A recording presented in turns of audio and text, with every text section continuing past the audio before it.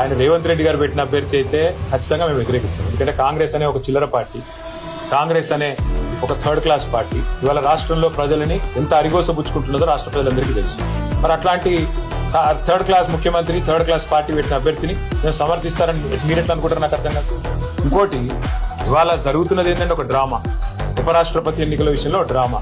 నిన్న మొన్నటిదాకా ఏమన్నారు ఇదే రేవంత్ రెడ్డి గారు, బీసీల విషయంలో మా పార్టీ చాలా చిత్తశుద్ధిగా ఉన్నది, బలహీన వర్గాల విషయంలో మేము ఢిల్లీ దాకా కొట్లాడతాం, అవసరమైతే అంతరిక్షం దాకా పోయి కొట్లాడతాం అన్నాడు. మరి ఒక బీసీ అభ్యర్థిని ఎందుకు పెట్టాలి?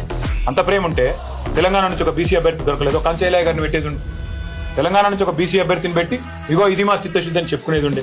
అంటే బీసీల మీద ప్రేమ మాత్రం నోట్లోనే ఉంటది, మళ్ళీ ఎన్నికలు నిలబెట్టే టైంకి వచ్చే వరకు మాత్రం బీసీలు కనబడరు మీకు. అట్లాంటి మీ మాటలు మేము నమ్మాలి, మీ మాటలు నమ్మి మళ్ళీ మీ వెనక నిలబడాలి. నేను అడుగుతానమ్మా, మీరేమైనా మెహర్బాన్ చేస్తుందా? మాకు మేము సర్వస్వతంత్రమైన పార్టీ, మేము డెఫినెట్ గా ఎన్డీఏలో లేము, ఇండియాలో లేము. మేము మా మోడీ మా బాస్ కాదు, రాహుల్ గాంధీ మా బాస్ కాదు, తెలంగాణ ప్రజలు మా బాసులు. వాళ్ళ ఆలోచనకు అనుగుణంగా, వాళ్ళ అభిప్రాయానికి అనుగుణంగా మన నిర్ణయం ఉంటుంది. ఇక్కడ ఒకటి మాత్రం వాస్తవం, రెండు పార్టీలు దొందు దొండేనండి.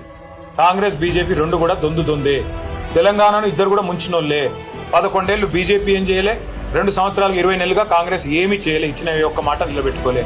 ఆ ఇద్దరు అభ్యర్థులను మేము అంత సీరియస్ గా తీసుకోవాల్సిన ఆలోచన ఉంటుందని నేనైతే వ్యక్తిగతంగా అనుకోను.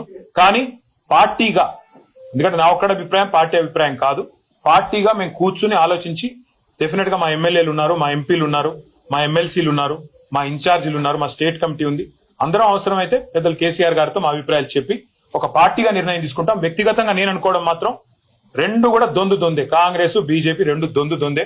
రెండు తెలంగాణకు పనికొచ్చే పార్టీలు కాదు, రెండు ఢిల్లీ పార్టీలే. వాటిని పట్టించుకోవాల్సిన అవసరం కానీ, వాటి రాజకీయం గురించి ఆలోచించాల్సిన అవసరం కానీ లేదు అనేది వ్యక్తిగతంగా నా అభిప్రాయం.